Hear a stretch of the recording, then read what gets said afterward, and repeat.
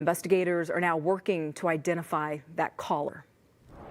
A federal judge says he's giving the U.S. government one last chance to prove it has a real case against a Minnesota woman.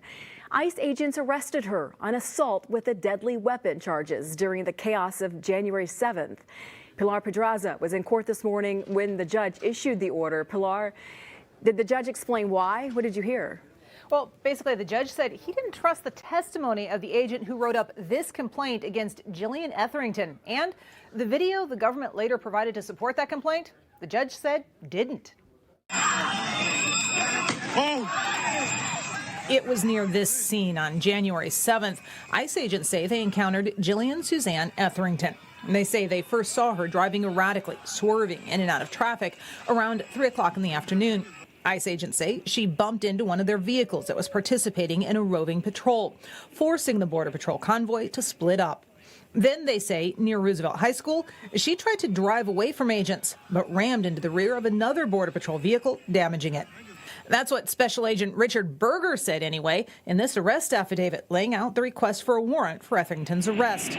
But when Etherington appeared in federal court Tuesday morning, the judge said he ran into a lot of Agent Berger's affidavits during Metro Surge in January, and he doesn't trust them. Quote, "In all of them, I became concerned with the veracity of his affidavits. It became quite clear Mr. Berger did not have personal knowledge of the events. That's a fake affidavit," Judge David Schultz told the prosecution. He added that the video the assistant U.S. attorney had turned in to support the charges didn't support the language used in either the affidavit or later filings. Of Etherington's attempt to drive away, the prosecution said she, quote, reversed and aggressively drove away, ramming the vehicle. After reviewing the video, Schultz said, "I would not fairly describe the impact as involving any ramming." So he said he'd give the government one more chance, ordering an unusual evidentiary hearing in what he called an atypical case. He ended saying, "I highly doubt anything I say today comes as a surprise to the government."